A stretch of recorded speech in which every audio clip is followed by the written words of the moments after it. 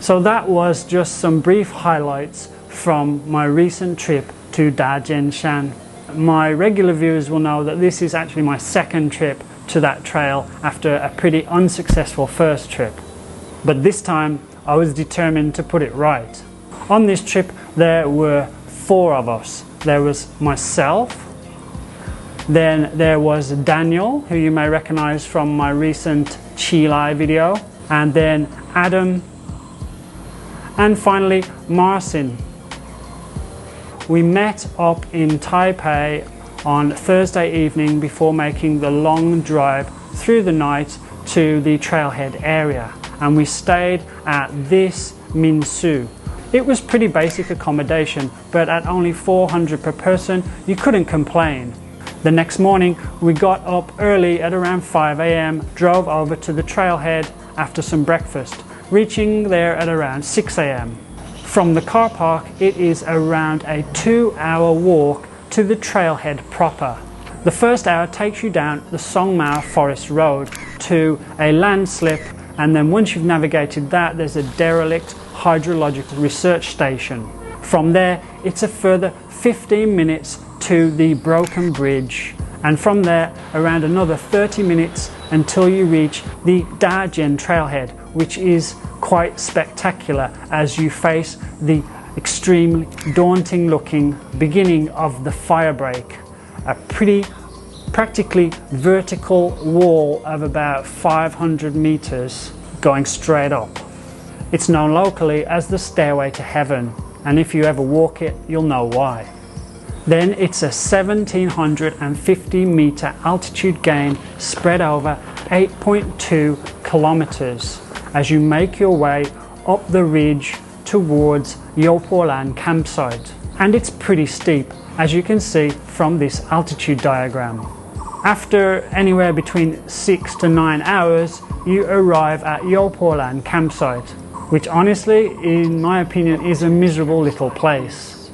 So we pitched our tents, grabbed a hot drink, and then went to replenish our water supplies. This was a mission in itself, as we had to make our way up and down a 300 meter scree slope, carrying around 12 liters of water on my back. Then it was dinner and sleep, if you could call it that. Up at 4 AM to change and eat breakfast, we set out for Shaojian at around 5 AM. Good morning guys, it's day 2 and we are off to Shaojian. It's roughly a 12-hour return, but with 13 plus hours of daylight, we had plenty of time to complete it. Although we were all still pretty exhausted from our efforts a day earlier, plus a crappy night's sleep. The trail to Shaojian takes you over several mini peaks and some pretty tough terrain. There are several sheer rock faces, tough climbs and descents, and my hated mini bamboo forests. But 3.4 kilometers and roughly 4 hours later, we arrived at the midpoint, the summit of Mount Dajian. And although rain was forecast for the early afternoon, the weather up until this point had been great. Much different to how 3 of us were feeling. So, exhausted and faced with the possibility of 8 more hours on a muddy trail with several slippery wet rock faces, myself, Adam and Marcin decided to take the easy way out and turn back. Daniel, however, is made of sterner stuff and ploughed on solo.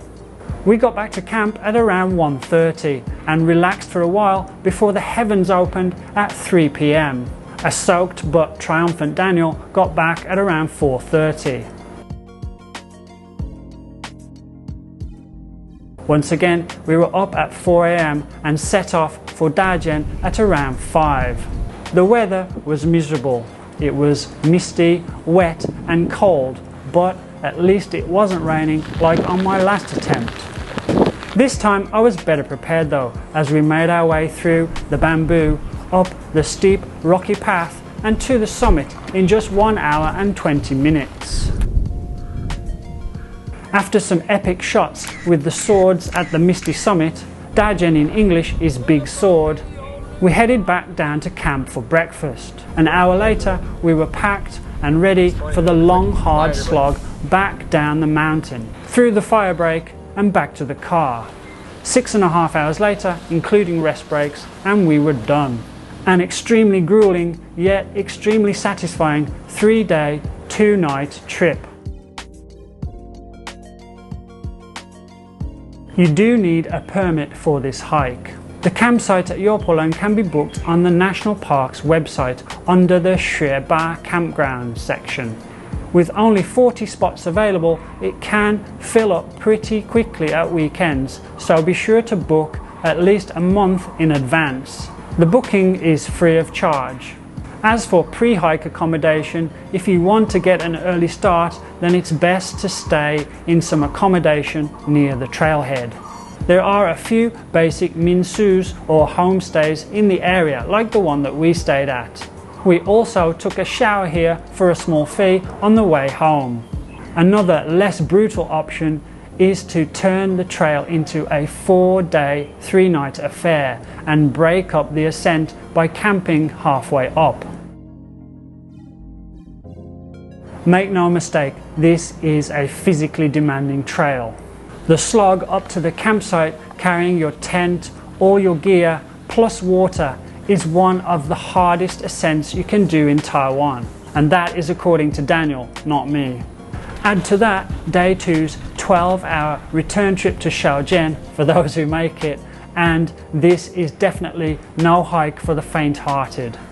Even the final day side trip to Dajian and the steep descent back to the trailhead proper, I'm including the 2 hours back to the car park, are not easy and make this a very tough 3-day, roughly 50-kilometer odyssey, one that most people on the Baiyue trail never want to repeat. My subscribers will know from my earlier trip to Dajian, you can watch it here, that conditions in Taiwan's mountains are unpredictable and unforgiving. So you need to plan for all weather conditions and temperatures. I've been up to Yopolan twice now, once in summer and once in winter, and conditions on both occasions were identical: misty, windy and cold, although we did get one sunny morning on this trip. Nevertheless, be prepared. As with most high mountain hikes in Taiwan, you need to plan ahead and know the location of the water sources. On this trail there is water at the bottom of the ascent at the broken bridge, and also 2 black rainwater tanks at the 3.5 kilometer mark. After that, the only water available is from a dark pond near the campsite or from the water source near Dajian, which is pretty tough to reach and also a bit dangerous. Of course, it is much easier if you have your own transport, but if you don't, you can still do the hike. You can catch a bus from either Yilan city or Luodong that will drop you off near the trailhead. Minsus or homestays can also help you to organize a shuttle bus to the trailhead. I'll put the bus info in the description box below. Overall, it was a very difficult yet extremely rewarding trip, and one that resulted in me bagging my 13th and 14th Baiyues. It's just a shame that I didn't make it to Shaojian. So I'm happy, yet at the same time a little bit disappointed. But you know what they say. 2 out of 3 ain't bad. Okay guys, that is it for the summary of this trip. I hope you enjoyed it. If you did, you know what to do. Give me a like and you can subscribe to the channel. And if you're really keen, you can always click the bell for notifications. Thanks again to everybody who got me a coffee this week. If you'd like to support the channel, then head over to my Buy Me a Coffee webpage, where you can purchase some stickers or some digital downloads.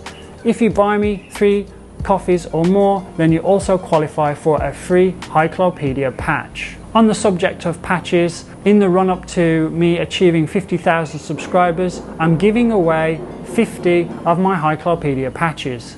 So if you see me in the street or out and about in the mountains over the next few weeks, then just come up to me, say hi, show me that you're a Hikelopedia subscriber, and I'll give you a shiny new Hikelopedia patch for free. Don't be shy. And when I eventually do get to 50,000 subscribers, I'll be holding a special competition to celebrate, but more details about that soon. In the meantime, take it easy. I'll see you next week. Over and out.